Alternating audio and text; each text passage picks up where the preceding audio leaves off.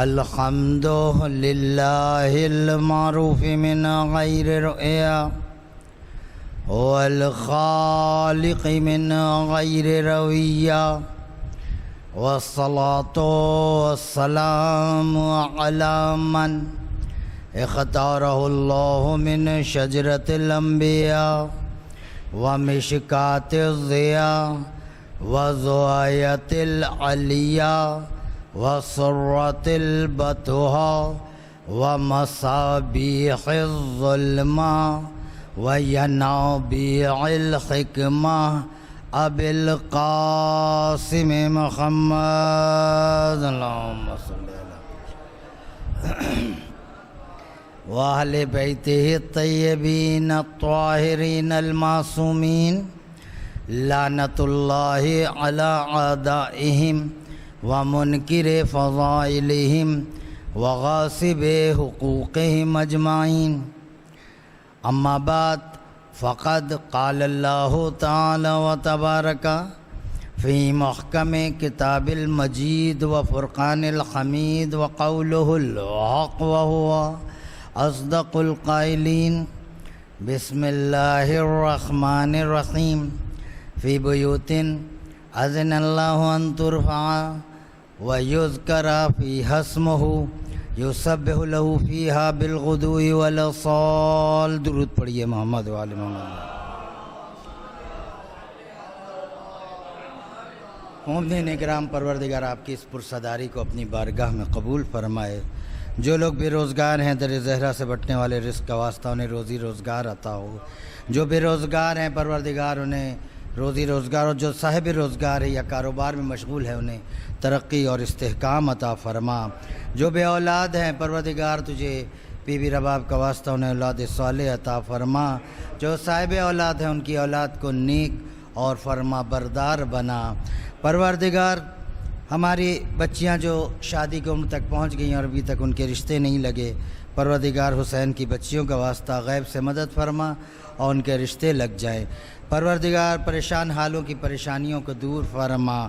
مقروضوں کا قرض غیب سے ادا فرما. بے گناہوں کو اسیروں کو قید سے رہائی عطا فرما. پاکستان میں جو سیلاب کی آفت آئی ہے پروردگار ہمارے ملک کو اس آفت سے جلد از جلد نجات عطا فرما.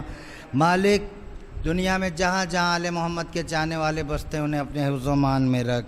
دنیا میں جہاں جہاں دشمنان آل محمد بستے ہیں انہیں نیست و نابود فرما. ہمارے وارث کا ظہور فرما. ہمیں ان کے اعوان و انصار میں شمار فرما. جتنی شوق سے آپ آئے ہیں اتنی بلند ترین درود پڑھیے محمد والی.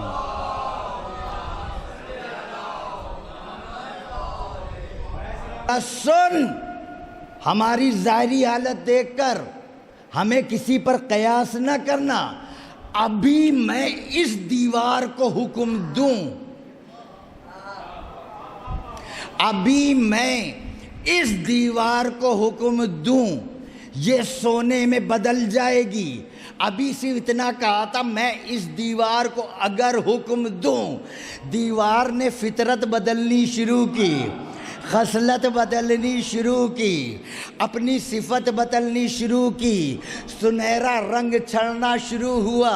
مولا نے دیوار کی طرف دیکھ کر مسکرا کے کہا او میں نے کوئی حکم تھوڑی دیا ہے، میں نے تو مثال دی تھی. دیوار نے کہا اے علی، تیرے نوکر کے کہنے پر بھی سونے کی بنوں، تیرے حکم کا بھی انتظار کروں، تو مولا اور مولائی میں پھر فرق کیا رہ گیا؟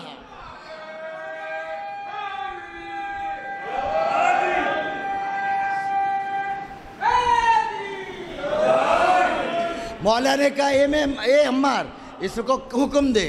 پتھر جیسے ہی سونے کا بنا. اب عمار کہیں گے لو مولا علی ایک پرابلم اور ہو گئی. کہا کیا ہو گئی؟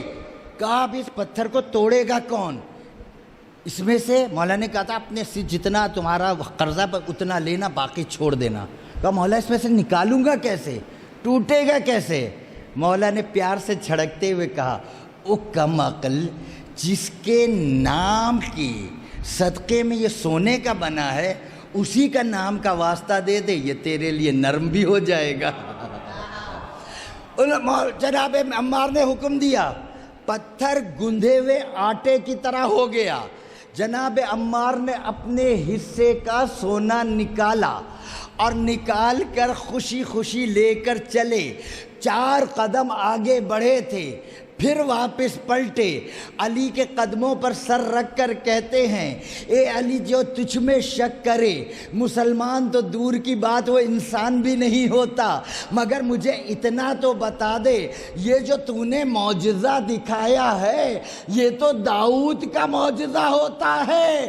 کہا، جا عمار، قرضہ ادا کر، سکون کی نیند سو، داؤد بھی ہمارا نام لیتا تھا تو نرم ہوتا تھا۔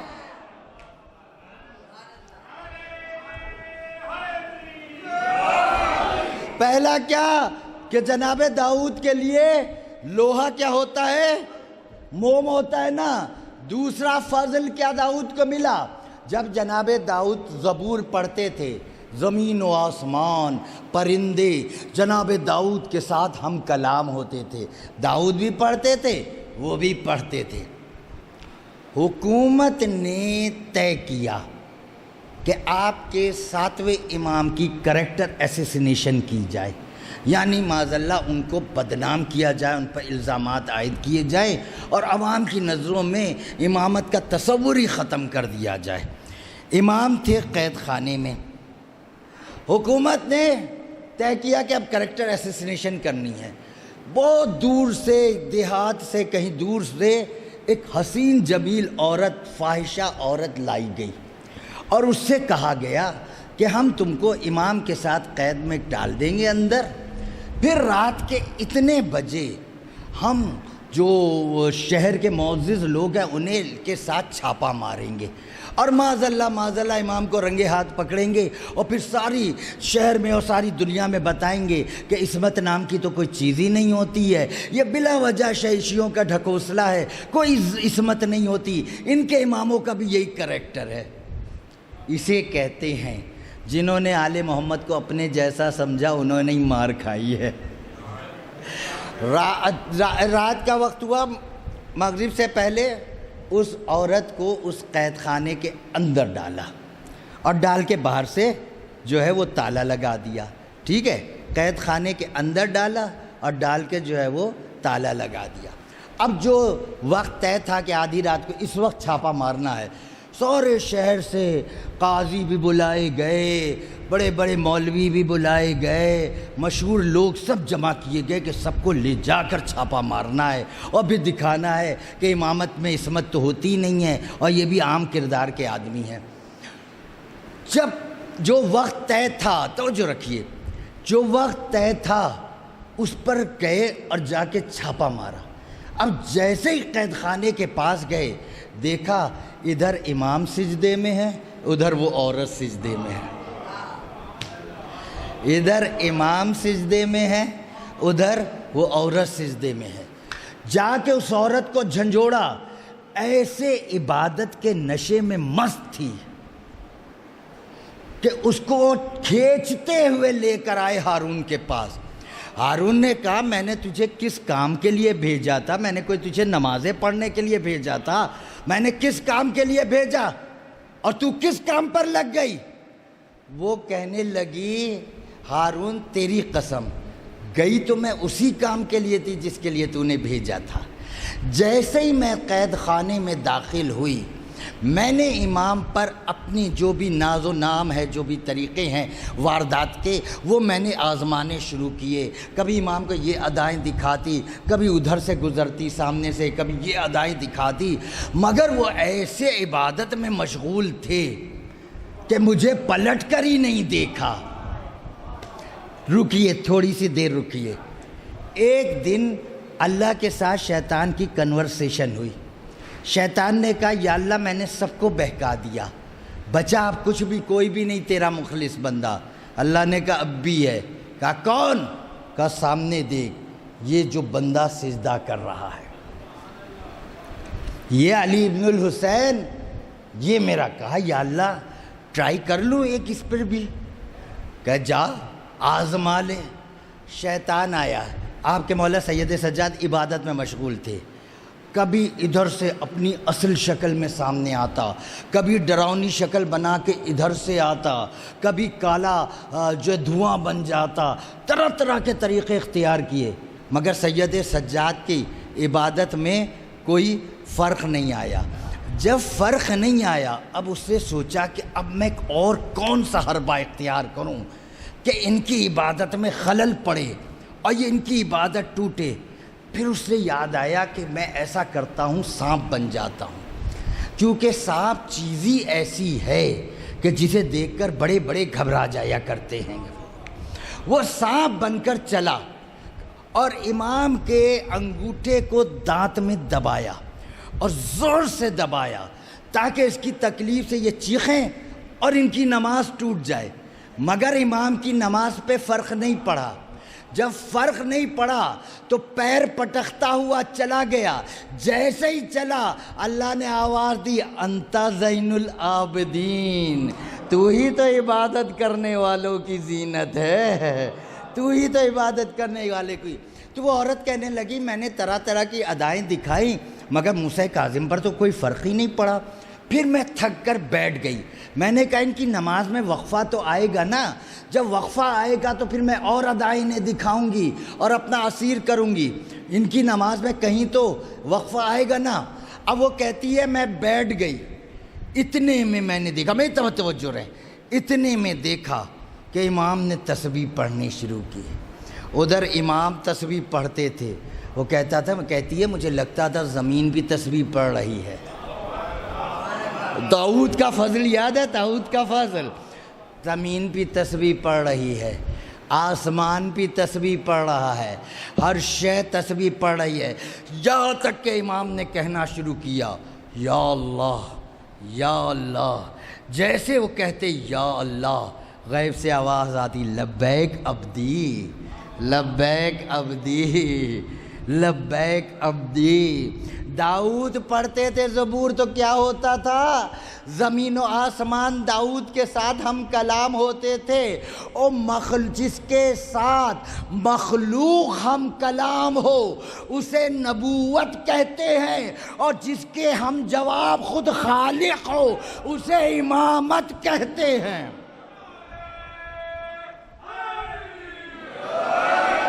جس کے ساتھ امامت خود خالق ہم کلام ہو اسے امامت کہتے ہیں۔ یہ عورت زندہ رہی اور اتنی بڑی عابدہ بن گئی کہ لوگ اس کے پاس دعائیں کرانے کے لیے جاتے تھے۔ امام کی شہادت کے 2 یا 3 مہینے بعد اس کا بھی انتقال ہوا، اتنی بڑی یہ عابدہ بن گئی۔ اب میں آپ کو ایک واقعہ یاد دلاتا ہوں۔ ایک نبی ہے، 17 سال کا ہو گیا ہے، حسن و جمال میں اس کا کوئی ثانی نہیں ہے، کچھ نگاہیں ہیں جو اس کا طواف کر رہی ہیں، مگر نبی تو عصمت ہی عصمت ہوتا ہے، اسے عشق مجازی کا کیا پتہ، وہ تو عشق الہی میں ڈوبا ہوا ہوتا ہے۔ زلیخا نے کمرے میں بلایا، 7 دروازے تھے، 7 دروازے بند کیے، چابی رکھی جیب میں، بلایا، کہا کہ یوسف ادھر آ۔ یوسف پلٹے، بھاگے، پہلا دروازہ خود سے کھل گیا، دوسرا دروازہ خود سے کھل گیا، تیسرا دروازہ خود سے کھل گیا، 7 دروازے کھل گئے۔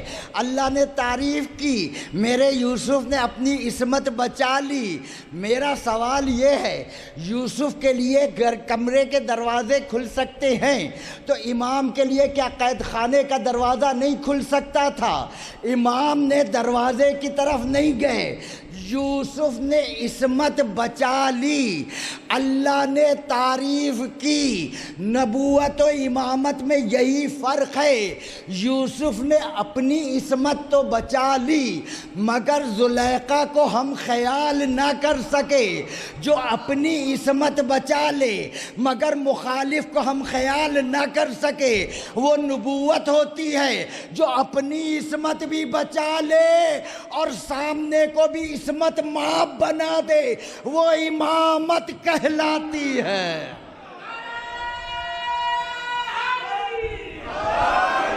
وہ امامت کہلاتی ہے۔ اللہ کہتا ہے لَقَدْ آتَيْنَا دَاوُودَ مِنَّا فَضْلًا، ہم نے داؤد کو فضیلت دی. داؤد کے لیے کو اللہ نے 2 فضیلتیں دی. اور کون سے فضل ہوتے ہیں؟ پھر اللہ نے فضل کا ذکر کیا. وَوَرِثَ سُلَيْمَانُ دَاوُودَ وَقَالَ يَا أَيُّهَا النَّاسُ عُلِّمْنَا مَنطِقَ الطَّيْرِ وَأُوتِينَا مِن كُلِّ شَيْءٍ إِنَّ هَذَا لَهُوَ الْفَضْلُ الْمُبِينُ. جناب سلیمان کہتے ہیں کہ اے لوگو، اللہ نے ہمیں فضل دیا. کیا فضل دیا ہم کو؟ حالانکہ جناب سلیمان کو بڑی فضل ملے تھے، مگر جو قرآن میں انہوں نے فضل کہہ کے ذکر کیا وہ کیا ہے؟ ہم کو پرندوں کی زبانیں سکھائیں. اللہ نے ہم کو پرندوں کی زبانیں سکھائی. بچوں کے لیے بتاؤں، جو حجت ہوتی ہے وہ کائنات کی زبان جانتی ہے. جو حجت ہوتی ہے وہ کائنات کی زبان جانتی ہے گی. اب سورہ محمد سناؤں؟ وَمِنْهُمْ مَنْ يَسْتَمِعُ إِلَيْكَ حَتَّى إِذَا خَرَجُوا مِنْ عِنْدِكَ قَالُوا لِلَّذِينَ أُوتُوا الْعِلْمَ مَاذَا قَالَ آنِفًا. اے رسول، یہ تیرے پاس آتے ہیں. یستمع، ایک ہوتا ہے سمع، سمع مانے سننا، یستمع مطلب ہوتا ہے کان لگا کے سننا. آپ کی پوری تقریر کان لگا کے سنتے ہیں، اور جب باہر جاتے ہیں تو جن کے پاس علم ہے ان سے پوچھتے ہیں ابھی محمد کہہ کیا رہے تھے؟ کان لگا کے سنتے ہیں. پھر پوچھتے ہیں ابھی کہہ کیا رہے تھے؟ حالانکہ رسول انہی کی زبان میں گفتگو کر رہے تھے، کوئی پشتو نہیں بول رہے تھے. بس باہر نکل کے ابھی کہہ کیا رہے تھے؟ سنا بھی سمجھا بھی نہیں. بارش ہوتی ہے نا، بارش ہوئی، آپ کی چھت پر پانی جمع ہو گیا. آپ نے کہا یہ پانی پرنالے سے نیچے کیوں نہیں اترا؟ اوپر گئے، دیکھا جہاں پہ پرنالا تھا وہ ایک باریک سا کاغذ آ کے رکاوٹ بن گیا. سارا پانی جمع ہے، رکاوٹ ہٹائی، سارا پانی نیچے اتر گیا. معلوم چلا رکاوٹ ہوتی ہے تو پرنالے سے پانی نیچے نہیں اترتا. اور دماغوں پہ جب بغض علی کی رکاوٹ آ جاتی ہے پھر قرآن بھی سمجھ میں نہیں آتا.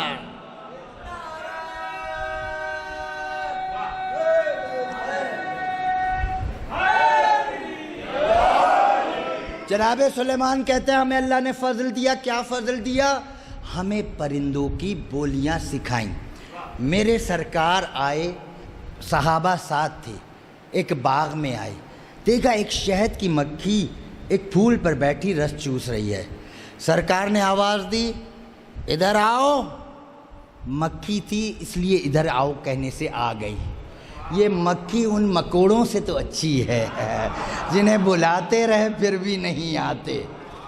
رسول نے کہا ادھر آؤ. وہ اڑی اور آ کے سرکار کے ہاتھوں پہ بیٹھ گئی. کہنے لگا بتا کیا بات ہے، تو کڑوا کڑوا چوستی ہے، میٹھا میٹھا تھوکتی ہے. شہد جو بناتی ہے وہ میٹھا اور پھول کا جو رس ہوتا ہے وہ کڑوا ہوتا ہے. تو کڑوا کڑوا چوستی ہے، میٹھا میٹھا تھوکتی ہے، وجہ کیا ہے؟ کہا سرکار آپ سب کچھ جانتے ہیں، مگر کیونکہ مجھے حکم دیا ہے بتانے کا تو بندی عرض کر دیتی ہے. وَإِذَا مُرَّ صَلَّيْتُ عَلَيْكَ وَعَلَىٰ آلِكَ، جب میں رس چوستی ہوں آپ پر اور آپ کی آل پر درود پڑھ دیتی ہوں، اور جب شہد بناتی ہوں آپ کے دشمنوں پر بربر کر دیتی ہوں.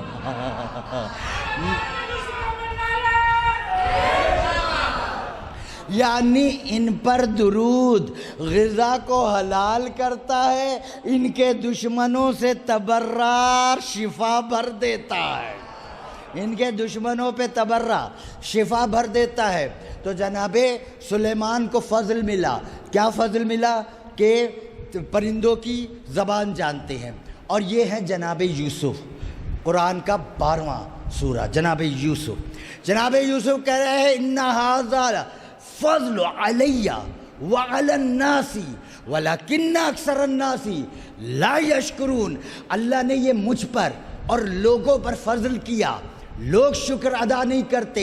علماء نے لکھا یا فضل سے مراد یہ ہے کہ جناب یوسف کہہ رہے ہیں کہ اللہ نے مجھ پر یہ فضل کیا کہ میری نسل میں کوئی مشرک نہیں ہے، اور اللہ نے لوگوں پر یہ فضل کیا ہے کہ ان کو ایسا ہادی ملا ہے کہ جن میں کوئی مشرک نہیں ہے، وہ ہمیں تو ایسے 14 ملے ہیں کہ جن کی نسل میں کوئی کافر نہیں ہے۔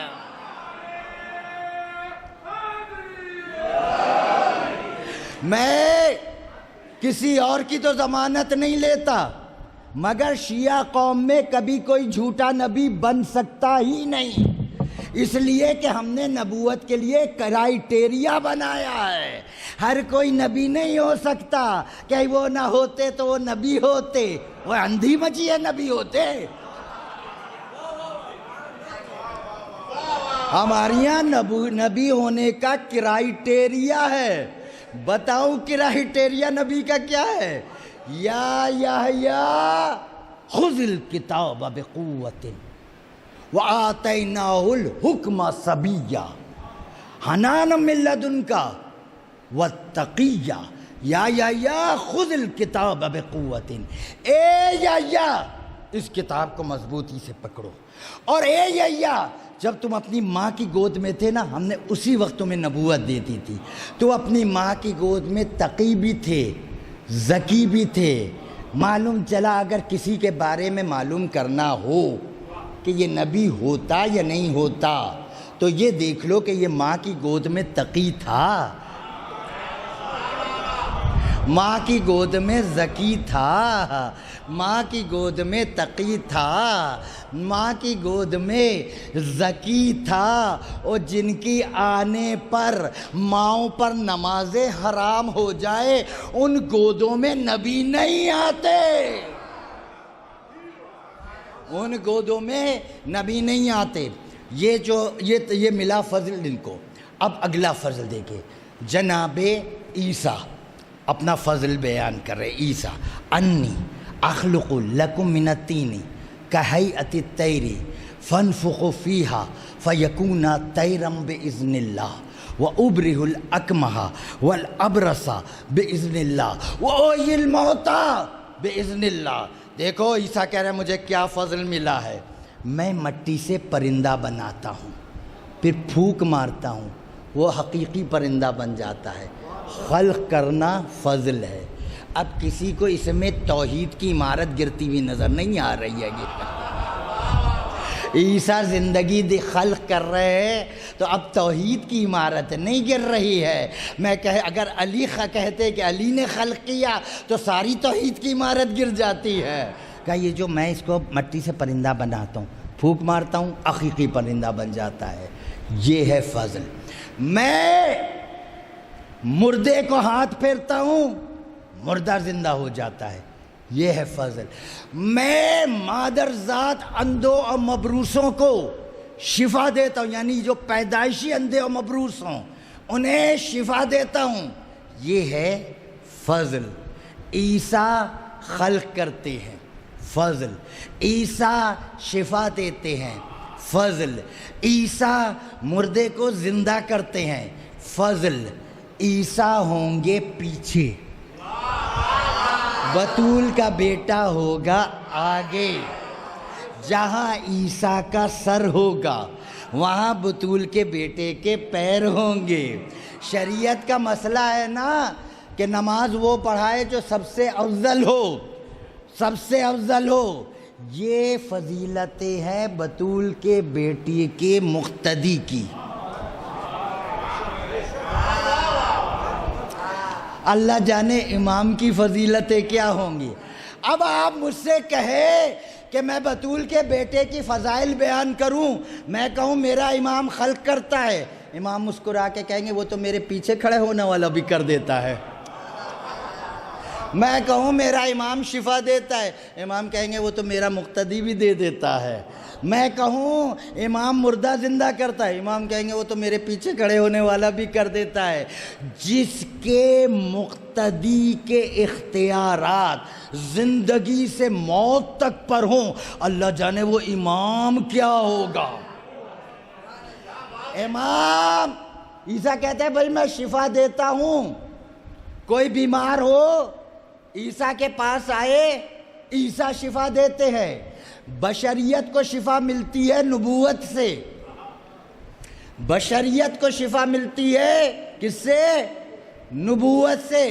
اچھا اگر نبوت بیمار پڑ جائے، بشریت کو شفا ملی نبوت سے، اچھا اگر نبوت بیمار پڑ جائے، جناب نو تبلیغ کرتے ہیں، اتنے پتھر آتے ہیں کہ پتھروں میں دب جاتے ہیں، شام کو جبرائیل آتے ہیں پتھروں سے نکالتے ہیں، پورے نو اوپر سے نیچے تک زخمی ہیں، زخمی زخم ہے، جناب جبریل اپنے پر جو ہے مسلتے ہیں نو کے بدن سے، نو پھر سے ٹھیک ہو جاتے ہیں۔ بشریت کو شفا ملتی ہے نبوت سے، نبوت کو شفا ملی ملکوتیت سے، یعنی بشریت کو شفا ملی نبوت سے۔ نبوت بیمار ہو تو اسے ملائکہ کا پر چاہیے، ملکوتیت سے شفا ملے گی۔ اب مجھے بتاؤ اگر ملکوتیت بیمار ہو جائے،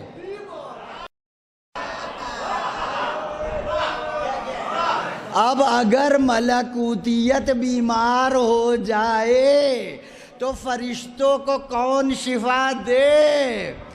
جلے جبرائیل ہزار ہزار کا لشکر فرشتوں کا لے کر تیزی سے جا رہے ہیں، اتنے میں ایک گھاٹی سے آواز آ رہی ہے، ہائے ہوئی ہائے۔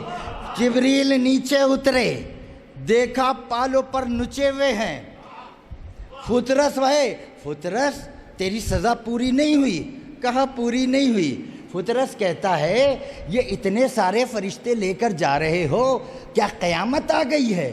کہ قیامت نہیں آئی ہے، قیامت کا ناز آیا ہوا ہے، آج قیامت کا ناز آیا ہے۔ کہا مجھے بھی لے چلو۔ جب کسی بڑے آدمی کی یہاں خوشی ہوتی ہے نا تو وہ چھوٹے لوگوں کو تحفے بانٹتا ہے، پیسے بانٹتا ہے، انعام بانٹتا ہے۔ آج تو خدا کے گھر کی خوشی ہے، اللہ کا رسول کچھ نہ کچھ تو دے گا۔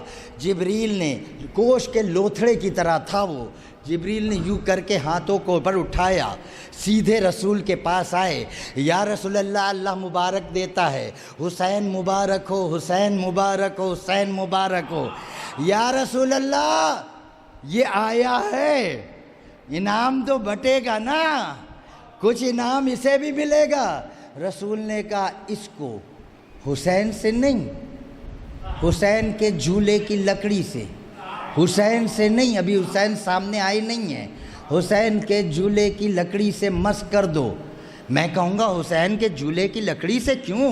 حسین کا بچے کا ہاتھ اٹھاتے اس سے مس کر دیتے، لکڑی سے کیوں؟ کہا اس لیے کہ تم سمجھو جو لکڑی حسین سے مس ہو جائے، جو لکڑی حسین سے منسوب ہو جائے، جب وہ شفا دے سکتی ہے تو حسین کا باپ شفا کیوں نہیں دے سکتا؟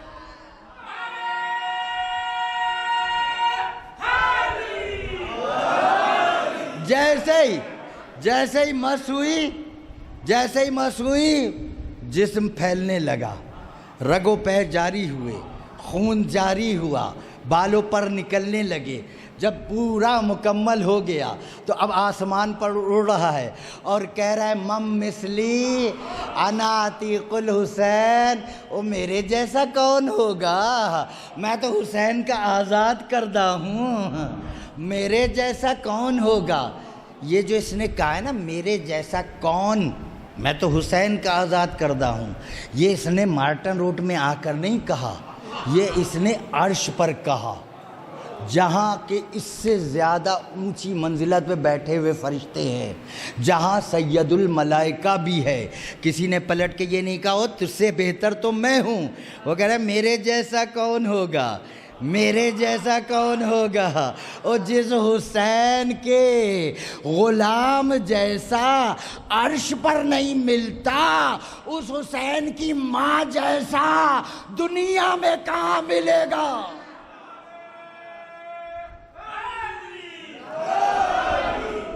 ملکوتیت بیمار ہو تو اس دروازے سے آ کر شفا لیتی ہے۔ جو عیسیٰ ہے وہ کہتے ہیں میں مردہ زندہ کرتا ہوں۔ کیسے زندہ کرتے تھے؟ مردہ لایا گیا، جناب عیسیٰ کے سامنے لٹا دیا، جناب عیسیٰ ہاتھ پھیرتے تھے اور کہتے تھے قم باذن اللہ، مردہ زندہ ہو جاتا تھا۔ میرا مولا علی بھی مردہ زندہ کرتا ہے۔ کیسے زندہ کرتا ہے؟ جا کے دیکھے فضائل کی کتابیں میں، مولا علی کے سامنے مردہ لایا جاتا ہے، مولا پیروں کی ٹھوکر مارتے ہیں اور کہتے ہیں قم باذن اللہ، مردہ زندہ ہو جاتا ہے۔ عیسیٰ ہاتھ پھیریں تو مردہ زندہ ہو، علی ٹھوکر ماریں، علی ٹھوکر ماریں تو مردہ زندہ ہو، عیسیٰ ہاتھ پھیرے تو مردہ زندہ ہو، علی ٹھوکر مارے تو مردہ زندہ ہو۔ پتہ لگانا عیسیٰ کے ہاتھوں میں حیات ہے، علی کی ٹھوکر میں حیات۔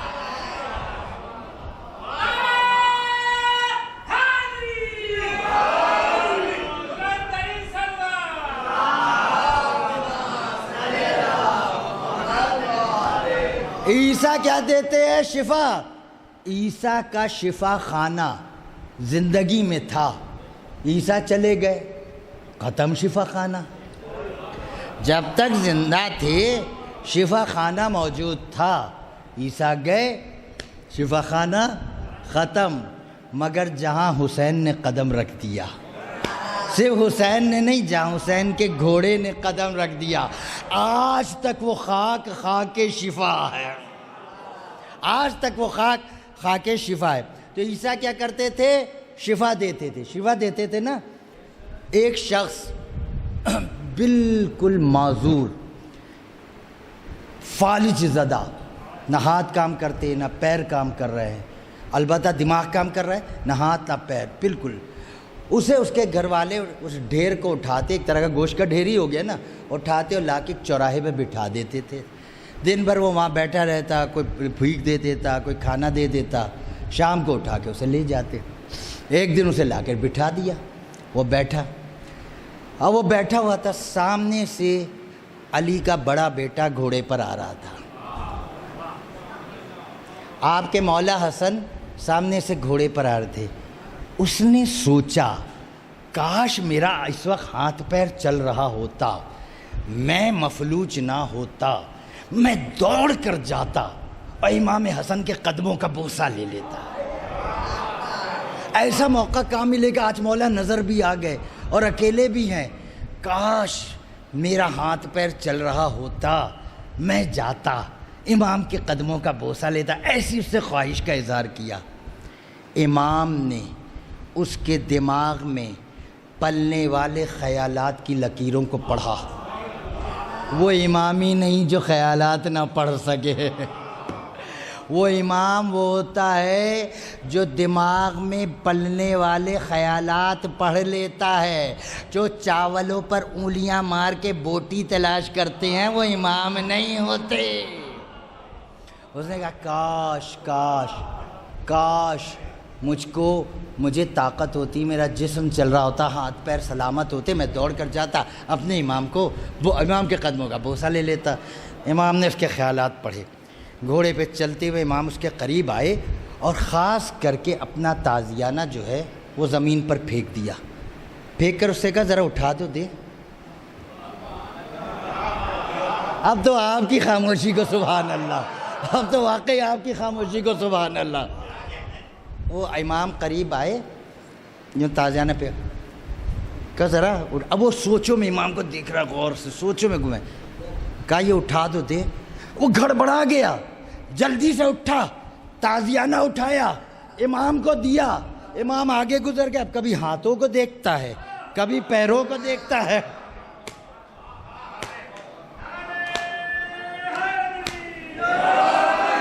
اور وہ کبھی ہاتھوں کو دیکھ رہا ہے، ارے میرے تو ہاتھ بھی چل رہے ہیں، ارے میرے تو پیر بھی چل رہے ہیں۔ دوڑا، امام کے قدموں پر سر رکھا اور رکھ کر کہا جو تجھ میں شک کر لے وہ انسان کا بچہ تو ہوتا نہیں، مگر مجھے مولا یہ تو بتا دو یہ معجزہ تو عیسیٰ کا تھا، آپ نے کیسے کیا؟ مسکرا کے کہا جا اپنی زندگی جی، عیسیٰ بھی ہمارا نام لیتا تھا تو شفا دیتا تھا۔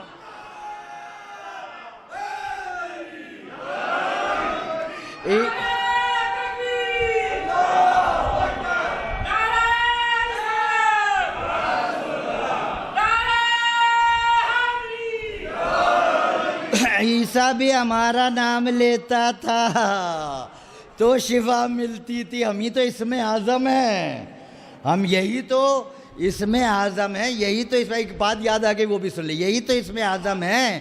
مولا علی اور ایک یہودی دونوں ساتھ ساتھ جا رہے تھے سفر پہ۔ اچھا یہودی کو یہ نہیں معلوم بظاہر کہ یہ علی کو بظاہر نہیں معلوم، ویسے تو مولا سب جانتے مگر بظاہر ایسا لگ رہا تھا کہ علی یہودی کو نہیں جانتے، یہودی علی کو نہیں جانتے۔ راستے میں دریا آ گیا، یہودی نے اب اپنے مذہب کی تبلیغ کا یہ سب سے بہترین موقع تھا۔ یہودی نے علی کو دیکھ کر کہا اب تم دریا کیسا پار کرو گے؟ کاش تمہارے پاس وہ علم ہوتا جو میرے پاس ہے، پھر تم بھی کر لیتے۔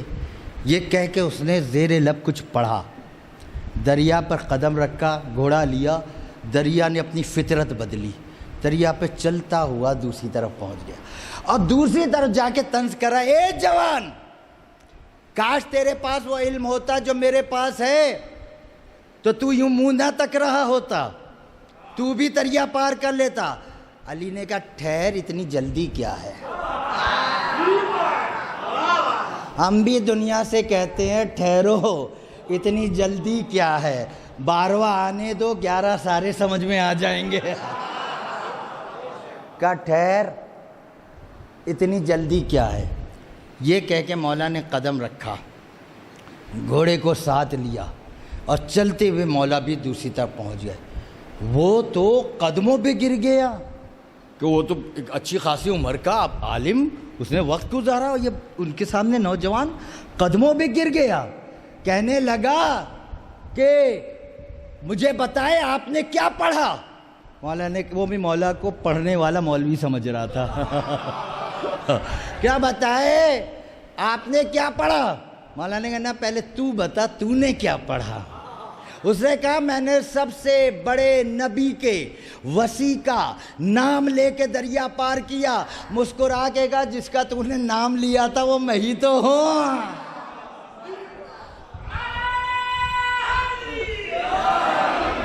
یہ اسم اعظم ہے، یہی تو اسم اعظم ہے۔ تو معلوم چلا عیسیٰ بھی اگر شفا دیتے تھے تو ان کا نام لیتے تھے، اس اسم اعظم کا، یہ 14 جو اسم اعظم ہے ان کا نام لیتے تھے تو شفا ملتی۔ تو عیسیٰ کو یہ ملا فضل۔ اب آپ کو میں نے نبیوں کے فضل سنائے، اب ایک فضل سنے جنتیوں کے۔ اللہ نے جنتیوں کو بھی فضل دیا، کیا؟ والذین آمنوا وعاملوا الصالحات فی روضات الجنات لہم ما یشاؤون عند ربہم۔ وہ لوگ جو ایمان لائے اور اچھے اچھے کام کیے، جب وہ جنت میں جائیں گے نا، جنت کے باغوں میں جو چاہیں گے وہ کریں گے۔ اب تو خوش ہو جائیے، اب تو خوشی نہیں ہوا رہے گا۔ او بھئی اس سے بڑی کیا تحفہ دے گا اللہ؟ جنت میں جائیں گے نا، جنت میں جو جنتی ہوں گے جو چاہیں گے، مثلا بیٹھے بیٹھے انہوں نے اپنا مکان دیکھا، انہوں نے کہا بھئی اب دوسرا ہونا چاہیے، کن کہیں گے مکان بن جائے گا۔ کوئی نعمت چاہیے ہوگی، کن کہیں گے نعمت بن جائے گی۔ اللہ والے کام کریں گے جنت میں۔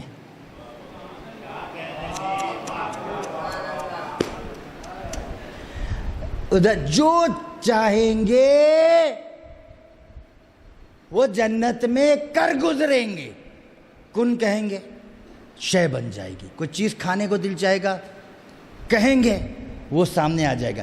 اللہ نے یہی تو بتایا تھا نا، اللہ کن کہتا ہے تو کائنات بنتی ہے۔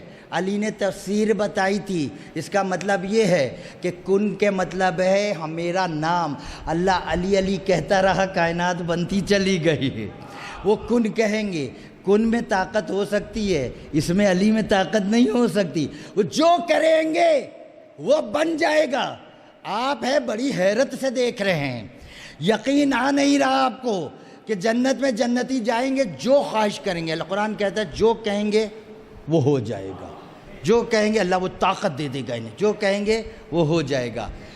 میں دنیا میں مثال دکھاؤں, بہلول مٹی کا ڈھیر اٹھاتے,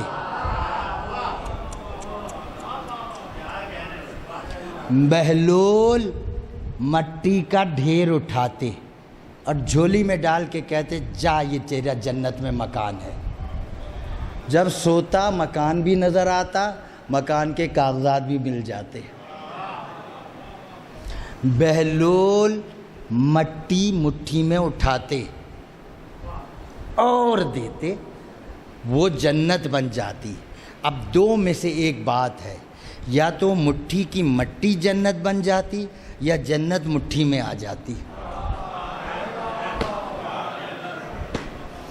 بہلول اٹھاتے اور کہتے یہ مکان, اور وہ جنت میں, اس کو خواب میں اپنا مکان بھی نظر آ جاتا, اللہ کے طرف سے کاغذات بھی مل جاتے, بھئی یہ تیرا جنت میں مکان ہے. کبھی آپ نے اتنا تو سنا ہوگا, لیکن میں جو اب آگے کی بات بتا رہا ہوں نا اس پہ غور کریں. بہلول جنت بناتے تھے نا مٹی کے ڈھیر سے, جنت خالی جنت بناتے تھے. جنت خالی جنت تو نہیں ہوتی نا, جنت میں نہریں بھی ہوتی ہیں, جنت میں باغات بھی ہوتے ہیں, جنت میں پھل بھی ہوتا ہے, جنت میں حوریں بھی ہوتی ہیں, جنت میں حوریں بھی ہوتی ہیں, جنت میں غلمان بھی ہوتے ہیں. معلوم صلاح صرف جنت نہیں بناتے تھے, حوریں بھی بناتے تھے, غلمان بھی بناتے تھے, نہریں بھی بناتے تھے. وہ جس علی کے 7ویں بیٹے کے دروازے کا نوکر جنت خلق کر سکتا ہو, وہ علی کیا کائنات نہیں بنا سکتا؟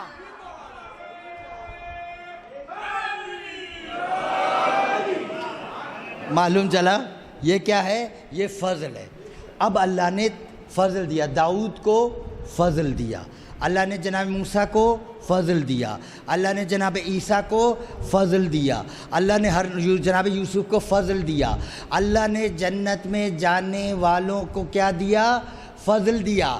اب اللہ سمیٹ کے قرآن میں کہتا ہے ان الفضل بید اللہ. اب یہ فضل ملے گا کہاں سے؟ ان الفضل بید اللہ یؤتیہ من یشاء. فضل ید اللہ کے ہاتھ میں ہے, جسے چاہے دے دے. وہ ذاکری نہیں جو مجمع کا چہرہ نہ پڑھے. کچھ لوگ ابھی تھوڑے سے ناراض ہو گئے ہیں نا کہ ید اللہ کے ہاتھ میں. چلے میں ترجمہ تبدیل کر دیتا ہوں, فضل اللہ کے ہاتھ میں ہے. اب یا تو ہاتھوں والا اللہ لے آؤ یا اللہ کے ہاتھ مان لو. فضل اللہ کے ہاتھ میں ہے, جسے چاہتا ہے فضل دیتا ہے. ید اللہ کے پاس ہے نا فضل, اللہ کہتا ہے فضل ہے ید اللہ کے پاس, جسے چاہتا ہے فضل دیتا ہے.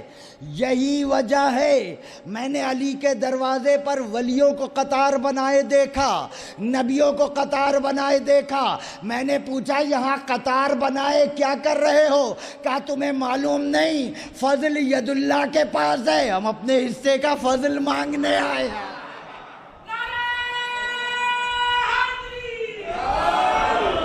ہم اپنے حصے کا فضل مانگنے آئے ہیں.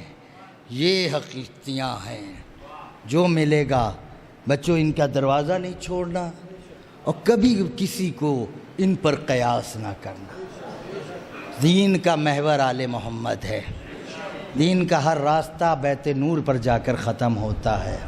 انہی کا کہا شریعت ہے, انہی کے نقش قدم دین ہے, انہیں کبھی نہیں چھوڑنا. زندگی میں یہی تو جنگ ہے دین اور لا دین کی. دنیا نے آل محمد کے دروازے سے ہٹانے کی کوشش کی, مگر دروازے سے جو بھی ہٹا وہ برباد ہوا. آج شب چہلم ہے، کل انشاءاللہ چہلم کے مسائبی، کل مسائبی میں پڑھوں گا، اور مجھے بتایا بھی گیا کہ رواج بھی یہاں کا روایت بھی ہے مسائب پڑھنے کی، تفصیل سے سنیں گا۔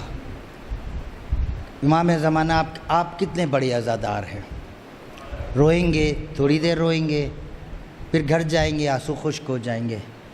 آپ کے وقت کا امام کہتا ہے وَلَا أَبْكِيَنَّ لَكَ صَبَاحًا وَمَسَاءً وَلَأَنْدُبَنَّكَ بَدْلَ الدُّمُ دِمَاءً۔ اے دادا حسین، میں آپ کے غم میں صبح و شام روتا ہوں، اور اے دادا حسین، میں آپ کے غم میں خون کے آنسو روتا ہوں۔ ایک عالم کو خواب میں امام زمانہ کی زیارت ہوئی، اس نے کہا مولا آپ کے یہ جملے ہیں کہ میں آپ کے اے دادا حسین میں آپ کے غم میں خون کے آنسو روتا ہوں؟ کہا ہاں یہ میرے جملے ہیں۔ کہا مولا آپ اس لیے روتے ہیں کہ آپ کے جد حسین کی گردن کاٹی گئی؟ کہا بے شک یہ بڑا ظلم ہے، مگر حسین ہوتے تو وہ بھی خون کے آنسو روتے ہیں۔ کہا مولا اس لیے روتے ہیں کہ عباس کے دونوں بازو قلعہ قطع کیے گئے؟ کہا یہ بڑا زخم ہے، مگر عباس ہوتے تو وہ بھی خون کے آنسو روتے۔ کہا مولا علی اکبر کے سینے میں برچی لگی اس لیے آپ خون کے آنسو روتے ہیں؟ کہا یہ بڑا غم ہے، مگر آج اکبر ہوتے تو وہ بھی خون کے آنسو روتے۔ کہنے لگا پھر مولا آپ خون کے آنسو کیوں روتے ہیں؟ کہا ہم اہل بیت نے اس دن سے خون کا آنسو رونا شروع کیا جب ہماری دادی کے سر سے چادر چھینی گئی۔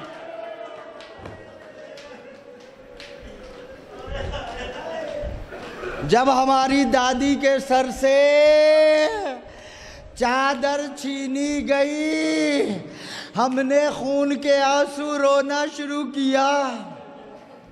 میں نے پہلے سے طے کیا تھا شب چہلم میں آپ کو اس بچی کا ذکر سناؤں گا۔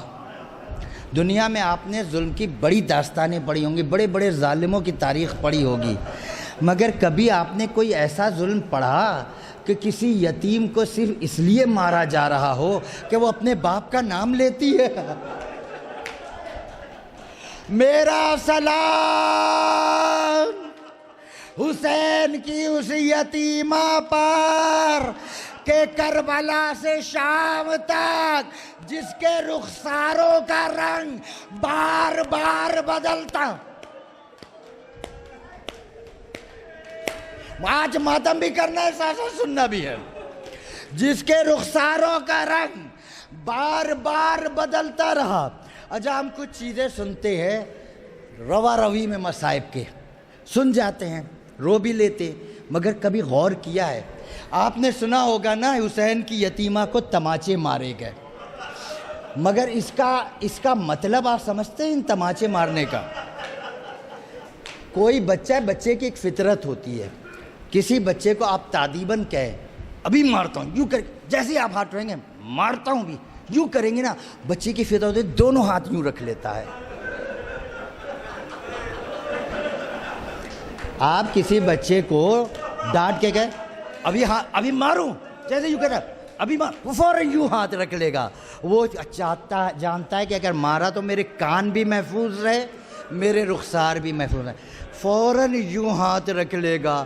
میرا سلام ہے اس بچی کو کہ جس کے ہاتھ پسے گردن بندھے تھے، جس کے کان پہلے سے زخمی تھے۔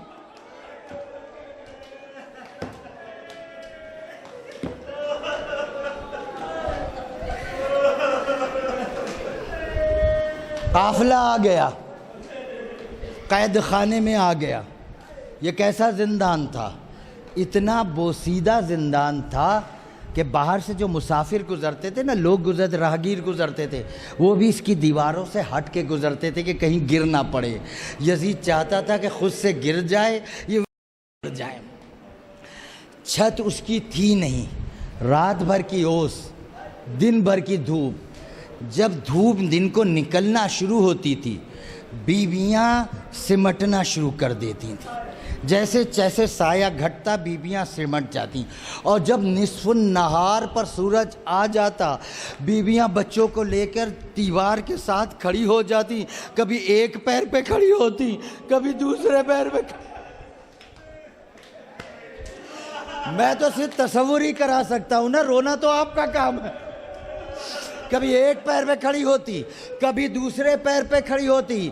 رات بھر کی اوس، دن بھر کی دھوپ نے بیویوں کے چہرے کو ایسا کر دیا تھا کہ جب مدینے آئی تھی محمد حنفیہ بہن کو نہ پہچان پایا۔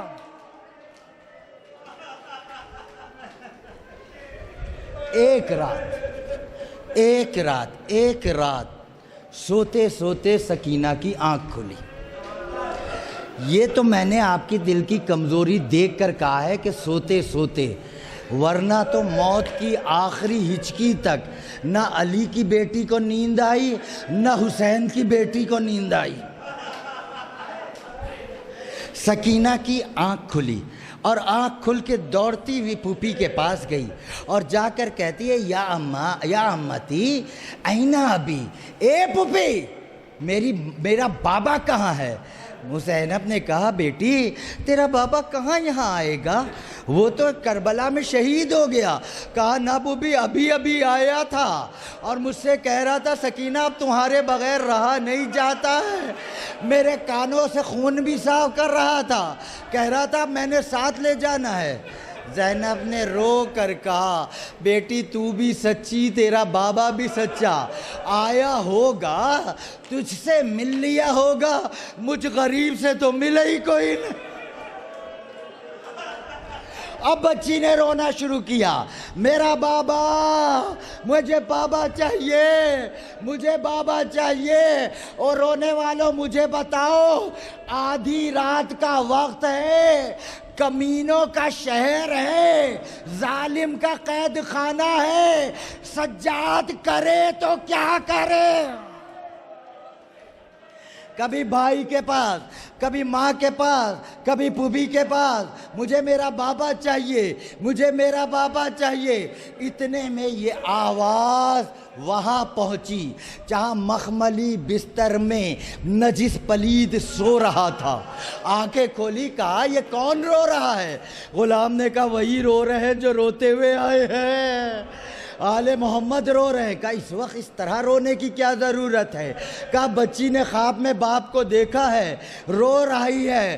غلام سے کہتا ہے جلدی سے یہ سر لے جا، میری نیند خراب ہو رہی ہے۔ وہ آگے بڑھا، اس نے بڑے ادب سے آپ کے امام کا سر جانتے کیسے اٹھایا؟ اپنی انگلیوں کو زلفوں میں ڈالا اور اس طرح سر لے کے چلا۔ دور سے سید سجاد نے دیکھا اور دیکھ کر کہا او ظالم سر اٹھانا نہیں آتا تھا تو مجھ کو یہ بلا لیا کرتا، اور ان بالوں کو رسول چوما کرتے تھے۔ سید سجاد نے بندھے ہوئے ہاتھوں سے باپ کا سر لیا اور لینے کے بعد سکینہ، اب سکینہ یوں سر پہ گھٹنوں پہ یوں منہ رکھے، مجھے میرا بابا چاہیے، ہائے بابا چاہیے۔ سجاد آئے اور آ کر ہلکے سے کہا سکینہ سکینہ دیکھو بابا آئے ہیں۔ اولاد والوں انصاف سے بتاؤ، کوئی بچی باپ سے سالوں سے نہ ملی ہو اور پھر باپ آئے اور کوئی کہے دیکھو باپ آیا ہے، اور بچی پلٹ کر دیکھے تو باپ کی کٹی ہوئی رگیں نظر آئے، بتاؤ بیٹی پر کیا گزرے گی؟ سکینہ سکینہ دیکھو بابا آیا ہے۔ سکینہ نے پلٹ کر دیکھا، باپ کا سر دیکھا، ہاتھوں میں سر لے کے سینے سے لگایا اور لگا کے کہا بابا یہ تو اپنی اپنی قسمت ہے، کبھی میرا سر تیرے سینے پر ہوتا تھا، آج تیرا سر میرے سینے پر۔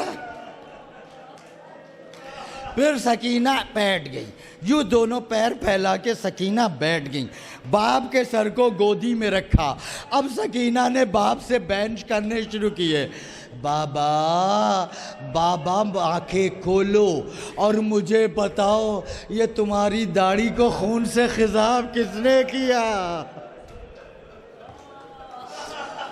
حسین نے آنکھیں نہیں کھولی۔ پھر کہا بابا بابا آنکھیں کھولو، مجھے یہ بتاؤ کہ جس بچی کو یتیمی کا مطلب ہی پتہ نہ ہو اسے یتیم کس نے کیا؟ حسین نے آنکھیں نہیں کھولی، کہا بابا آنکھیں کھولو، بابا دیکھو تو صحیح، جو بوندے تم نے پہنائے تھے، جو بالیاں تم نے پہنائی تھی، ظالم نے مانگی نہیں، پکڑ کر اس طرح اٹھایا مجھے، بابا میں زمین سے بلند ہو گئی، بابا میرے زخم نہیں ابھی تک ختم ہوا، بابا میرے زخموں سے خون جاری۔